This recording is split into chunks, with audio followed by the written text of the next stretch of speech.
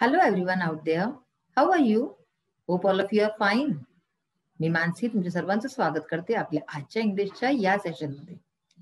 आज आपण तुमचा हिज फर्स्ट फ्लाइट हा जो आपण चॅप्टर वाचत होतो ह्याचा लास्ट कन्क्लुडिंग पार्ट वाचायचा होता की शेवटी काय होतं.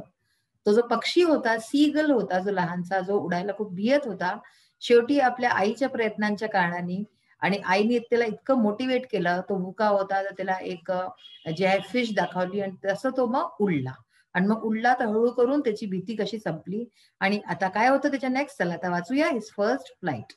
तर बघा आता आपल्याला या पेजवर ना परतसे वाचायचं होतं. पहा हा पक्षी, हा तोच सीगल जो की उडू नव्हता पावत आणि आता कसा छान उडतोय. Then he completely forgot that he had not always been able to fly. मग तो अगदी विसरून गेला, पूर्णतः विसरला तो की he had not always been able to fly. तो नेहमी जो आहे ह्याच्या आधी जो आहे तो फ्लाय नव्हता करू पावत. And commended himself to dive and soar and curve shrieking shrilly. तर अशा प्रकारे आता काय झालं, आता तो आपले वेगवेगळे कर्तव्य दाखवू लागला, म्हणजे की इकडे तिकडे जायचं, घुमायचं, आणि आता त्याला कळलं की तो काय काय करू शकतो. तो ते सगळं करू लागला आणि श्रीकिंग श्रीली म्हणजे जोराची आवाजाने ओरडत होता. प्रसन्न होता तो जोराजोराने आपल्या आवाजा काढत होता. He was near the sea now flying straight over it. तर तो आता काय होता, आता तो समुद्राच्या जवळ होता आणि अगदी त्याच्या वरती उडत होता. Facing straight out over the ocean. Ocean होतं, महासमुद्र होतं, त्याच्यावरती तो छान उडत होता त्याच्या. He saw a vast green sea beneath him. तर त्याच्या खालती त्यांनी काय पाहिलं की खूप मोठं, वास्ट म्हणजे खूप मोठं हिरव्या रंगाचं सी समुद्र आहे. With little ridges moving over it. Ridges म्हणजे अ चेन ऑफ हिल. तर त्याच्याबरोबर काय होतं, रिजेस होते मुव्हिंग ओव्हर इट. असं वाटतं की ते जे त्याच्या लाटा होत्या त्या अशा वाटत की पर्वतासारख्या आहेत. अँड ही टर्न हिज बीक साइडवेज अँड कॉड अम्युजली. अम्युजली म्हणजे प्लेजरेबली. तर मग काय झालं, त्यांनी ही टर्न हिज बीक साइडवेज. आपली जी चोच होती ती त्यांनी साईडला अशी वळवली आणि जी आवाज असते ती आपली आवाज त्यांनी काढली एकदम प्रसन्नतेने. His parents and his brothers and sister had landed on this green flooring ahead of him. तर त्याचे जे आई वडील, त्याचे जे भाऊ बहीण होते ते लोक या ग्रीन फ्लोरिंग वरती आधीच आलेले होते. दे वर बिकनिंग टू हिम कॉलिंग श्रीली. ते लोक त्याला काय करते, बेकन म्हणजे to give a signal to move near or to follow. ते लोक त्याच्या पुढे होते आणि ते म्हणत की जसे की सिग्नल द्यायचं की तू आमच्या जवळ ये, आमच्या इकडे ये. तर ते त्याला सिग्नल देत होते की जवळ यायचं. कॉलिंग श्रीली म्हणजे की जी खूप कर्कश आवाज होती पक्ष्यांची, या पक्ष्यांची आवाज कर्कश असते, तर तशा प्रकारे ओरडत होते. He dropped his legs to stand on the green sea. त्यांनी काय केले, आपले जे पाय होते ते ड्रॉप केले. ड्रॉप म्हणजे काय, असं सोडून द्यायचं. तशा प्रकारे पाय सोडले त्यांनी. To stand on the green sea, जो हिरवा समुद्र आहे त्याच्यावरती त्यांनी आपले पाय सोडले की त्याच्यावरती उभा राहील. His legs sank into it. तर आता त्याचे पाय जे आहे ते त्या पाण्याच्या आत होते. He screamed with fright and attempted to rise again flapping his wings. तर आता तो खूप जोराने ओरडला भीतीने, कारण की पहिल्यांदा त्यांनी हा अनुभव केला होता.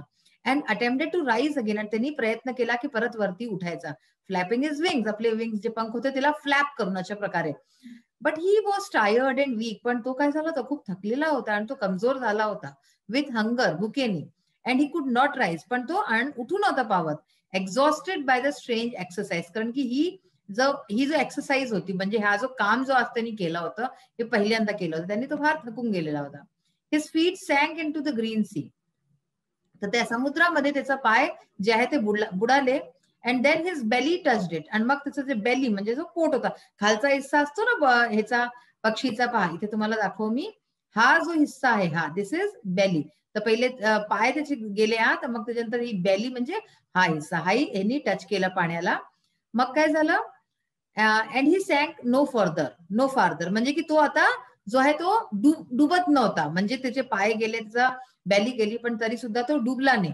He was floating on it. तो जणू काही तो फ्लोट करत होता, म्हणजे की डुबत नव्हता, फ्लोट करत होता. And around him his family was screaming. आणि त्याच्या चारीकडे, चारी बाजूला त्याची जी फॅमिली होती सगळे स्क्रीम म्हणजे की ओरडत होते.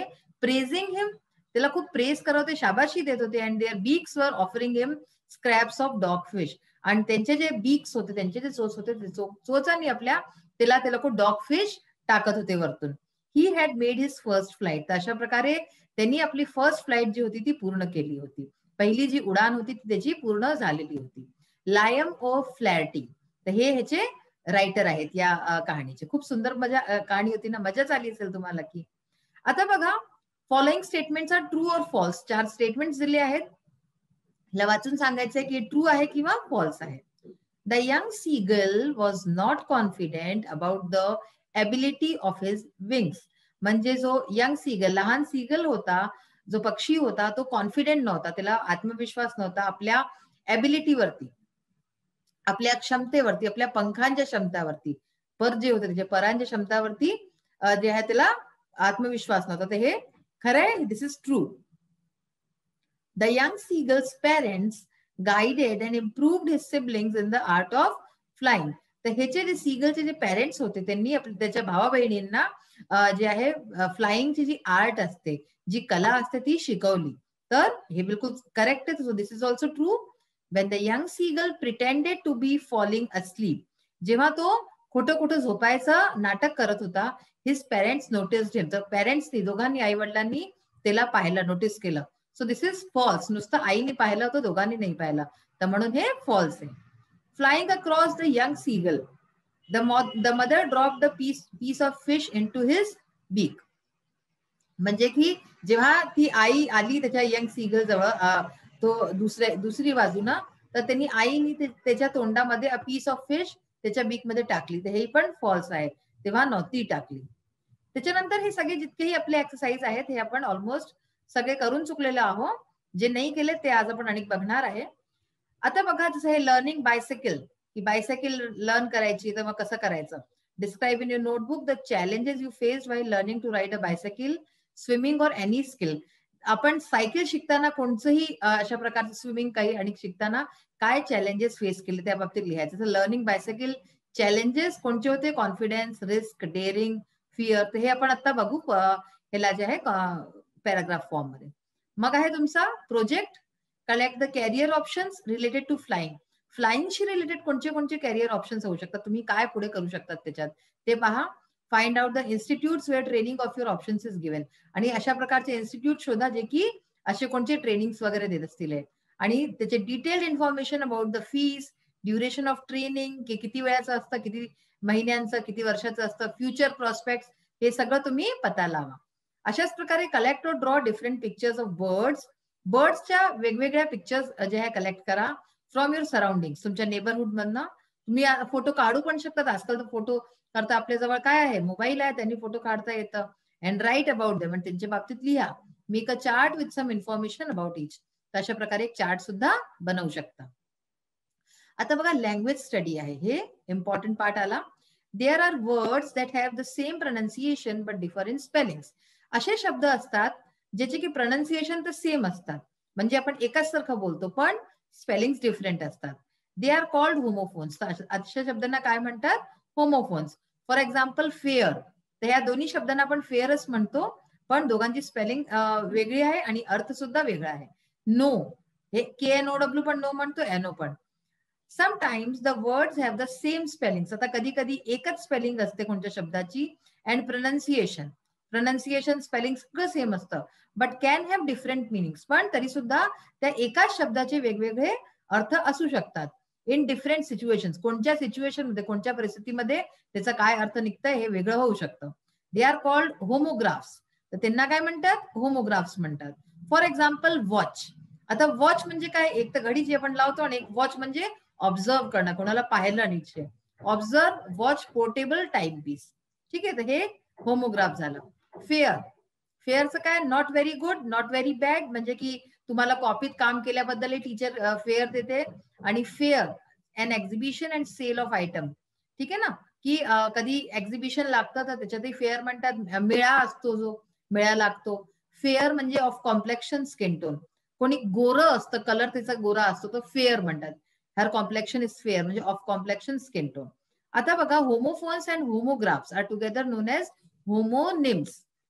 या दोघांना मिळवून काय म्हणतात, तर होमोनिम्स म्हणतात. होमोफोन ज्याच्यात की स्पेलिंग्स जे आहे त्या वेगळ्या असतात पण प्रोनाउन्सिएशन सेम असतं. होमोग्राफ एकच स्पेलिंग, एकच प्रोनाउन्सिएशन, पण वेगवेगळे अर्थ असतात. आणि या दोघांना मिळवून आपण होमोफोन आणि होमोग्राफला मिळवून होमोनिम्स असं म्हणतो. होमोफोन्स पाहायचे काय असतील? ब्लू, बेअर, बीट, टू, सन. तर या सगळ्यांचे होमोफोन्स तुम्ही शोधा. आता आपण आपला आणि पुढचा भाग बघूया. So now we will see the riding a bicycle, a paragraph on riding a bicycle. We have seen it in question number 6. Describe the challenges you faced while learning to ride a bicycle.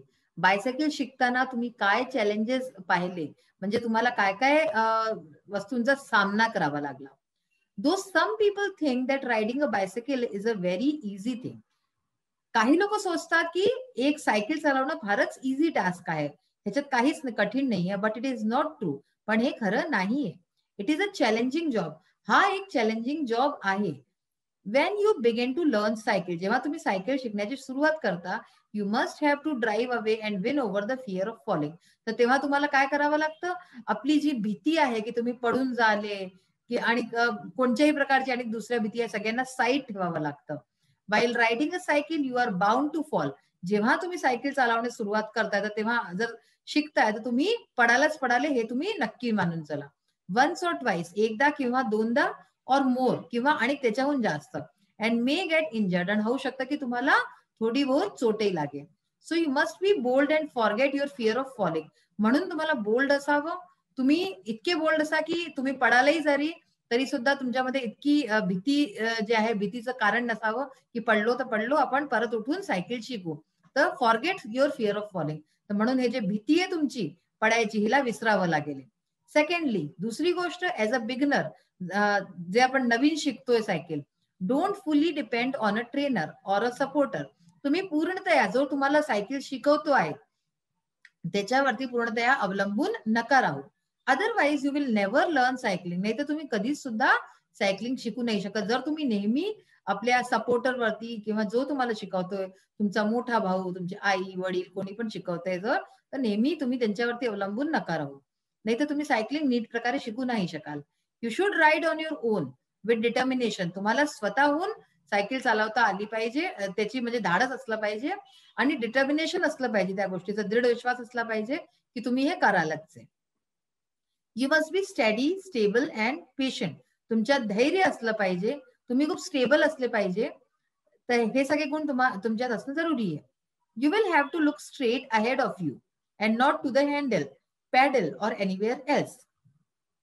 जेव्हा तुम्ही cycle चालवता तेव्हा तुम्हाला इकडे तिकडे कुठे नाही पाहायचंय, straight सीधे पाहायचंय रस्त्याकडे. आणि काय करायचंय? हँडलकडे नाही बघायचं. आपण चालवतो तसं हँडलकडे बघितलं किंवा पॅडलकडे खालती बघितलं किंवा अशी दाय बाय इकडे तिकडे बघत राहिलो, असं नाही. स्ट्रेट पाहायचंय. याचा अर्थ हा नाही झाला की आपल्या चारीकडे काय चाललंय हे आपल्याला कळेना. सीधं पाहायचंय आणि चारीकडे लक्ष आपलं असलं पाहिजे. आपण कोणतीही सायकल चालवू किंवा किंवा जे आहे ड्राईव्ह करू कोणतं स्कूटी वगैरे, तर तेव्हा आपल्याला नेहमी चारीकडे लक्ष असणं जरुरी. अलर्ट आपल्याला असायलाच पाहिजे. Seat properly on the seat. Seat वरती नीट बसा and hold the handle firmly. Handle जेव्हा तुम्ही धरताय एकदम त्याला पक्क्याने धरा. Balancing is the next challenge. त्याच्यानंतर नेक्स्ट चॅलेंज काय? बॅलन्स करणं. सायकलचं जे खूप लहान मुलं असतात त्यांच्यात ट्राय सायकल असते, तर त्यांच्या बॅलन्सिंगचे व्हील्स लागले असतात. पण जेव्हा तुम्ही आता मोठे होऊन गेले तर तेव्हा हे सगळं नसतं. तर म्हणून तुम्हाला बॅलन्स करता आलं पाहिजे. Be alert and ride the cycle carefully. Pay attention to the vehicles coming in your way and you should be able to avoid them or there will be a possibility of an accident. आता काय, तुम्हाला alert राहायला पाहिजे. Cycle carefully चालवायची. रस्त्यावरती cycle चालवताय तेव्हा कोणत्या गाड्या इकडून तिकडून येतात त्याच्याकडे लक्ष राहायला पाहिजे आणि त्यांच्याशी कसं वाचून चालायचंय. नाही तर काय होईल, तुम्ही वाचून नाही चालाले तर ऍक्सिडेंट होतील आणि काही पण होऊ शकतं. मग your concentration must be only on riding. तुमचं सायकल चालवण्यावरती लक्ष असलं पाहिजे. हे नाही की मोबाईल लावून आणि त्याचे तुम्ही गाणे ऐकताय कानात. आजकालचं मुला मुलींचं हे खूप असतं. तर हे असं नाही. कन्सन्ट्रेशन तुम्ही जे काम करा ते करा. Remember the traffic rules and follow them. Traffic रूल्सला लक्षात ठेवा आणि त्यांना फॉलो करा. After practising a lot you will be able to ride a bicycle confidently. जेव्हा तुम्ही खूप प्रॅक्टिस कराले तर अशा प्रकारे एक बायसायकल छान प्रकारे चालवू शकता आत्मविश्वासने. Next आहे question 4. Read the following words carefully and fill in the blanks by choosing appropriate word given in brackets. Bracket मध्ये शब्द दिलेले आहेत, अफ्रेड, प्लांग वगैरे. तर हे आपल्याला सही जागी फिल करायचे. Arun is full of cowardice. अरुणचा आहे तो खूप भित्रा आहे. कावर्डाइस म्हणजे खूप भित्रा आहे. The violin played very shrilly. Shrilly म्हणजे काय, अगदी किंचाळून वाजत होती violin. Ravi said, are you really afraid of the dark? हे जितकेही वर्ड्स दिसतात ते जे की अंडरलाइंड आहे ते काय आहे, हे आपण इथून न घेतलेले आहेत. तर रवी म्हणाला की तू काय खरं मध्ये अंधाराशी भीतो? The whole village plunged into the darkness. जो पूर्ण गाव होता तो अंधारामध्ये डुबून गेला. द लायन्स डिवोर्ड देअर प्रे हंग्रीली. He skimmed through the report. One by one the stars appeared in the sky. आणि नेक्स्ट आहे, आता आपण होमोफोन्सचं वाचलेलं आहे. तर जी आपण लास्ट एक्सरसाइज वाचली होती तिचही होमोफोन्स बघा, ब्लू आणि ब्ल्यू, दोघांना आपण ब्लूज म्हणतो. बेअर, बेअर, हा ब्लू रंग आहे. हा ब्लू म्हणजे काही आपण ब्लो करतो ना, फुंकतोय, त्याला काही पण होऊ शकतो. असं बेअर, बेअर, हा बेअर म्हणजे एक ॲनिमल आहे. आणि हे बेअर म्हणजे की जसं आपण बेअर फूट, तर म्हणजे की पायात काही नसलं तेव्हा barefoot. Beat, beat, two, two, sun, sun, हा सन म्हणजे मुलगा, हा सन म्हणजे सूर्य. तशा प्रकारे हे होमोफोन्स पाहिले. तर आज आपला चॅप्टर संपलेला आहे. चॅप्टरचे अजून ग्रामर पोर्शन आणि बहुत काही बाकी आहे, जे आपण आता पुढच्या सेशन्स मध्ये करणार आहे. होमोफोन्स जे आज वाचले ते आता या क्लास नंतर परत तुम्ही वाचा आणि समजायचा प्रयत्न करा. नेक्स्ट सेशन मध्ये परत भेटूया. Till then bye, have a nice day. Thank you.